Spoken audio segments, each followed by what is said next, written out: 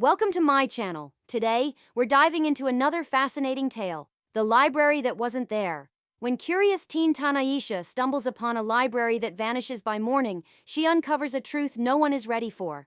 Don't forget to subscribe. It started on the first Friday of summer break. Tanaisha, 16 years old, book-obsessed and curious to a fault, was biking home when she noticed a building she'd never seen before, tucked behind the old bakery on Whispering Street. It was a library.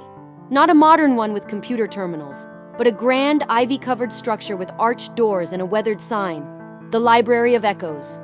She dropped her bike, pushed the heavy doors open, and stepped inside. Rows of towering wooden shelves stretched endlessly.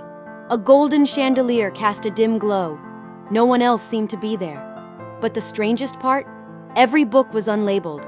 No titles, no authors, just blank covers. Until one book whispered her name. Tanaisha picked it up, a heavy, leather-bound volume, and opened it.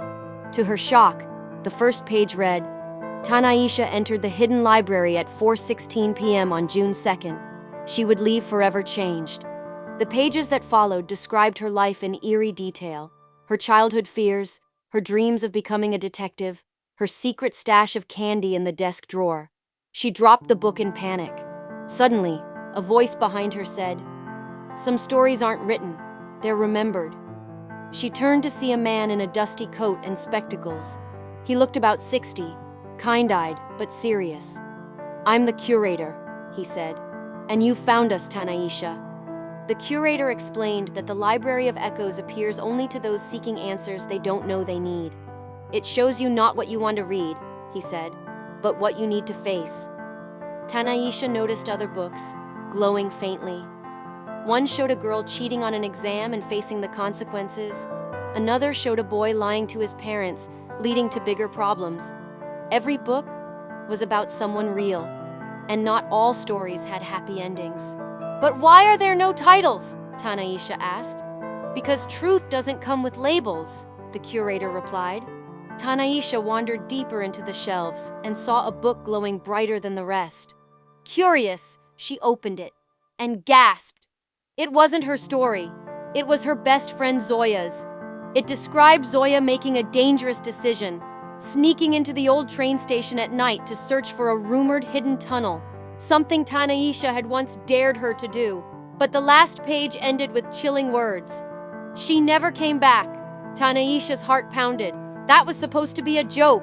She never thought Zoya would actually go. Tanaisha ran to the curator holding the book.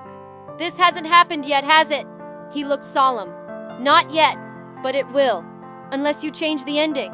Tanaisha sprinted out of the library, but as soon as she passed through the front doors, the entire building vanished into mist behind her. She didn't look back. By the time Tanaisha reached the old station, the sun had nearly set. She found Zoya's bike abandoned at the gate. "Zoya!" she shouted, panic rising. Inside, the station was dark, filled with broken glass and rusted benches.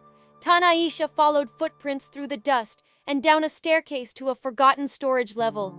There, she saw Zoya, wedged into a tight crevice, her leg trapped under fallen debris. "Tanaisha," Zoya said weakly, "I thought it would be fun. I heard you say there might be treasure down here." Tanaisha's voice cracked. "That was months ago. I didn't mean it." With all her strength, she freed Zoya and helped her out. The next morning, Tanaisha returned to Whispering Street. The bakery was there, but the library, gone. Again. In its place was only a plaque embedded in the stone wall. "The truth can hide in silence, but never in forgetfulness. Seek it, and the library may return." Tanaisha never saw the Library of Echoes again, but she didn't need to. She understood now. Every action, even a joke or a dare, was a thread in someone else's story, and she vowed to be more careful with the pen she held. Moral of the story: every word you speak writes a line in someone else's story. Be sure it's one worth reading.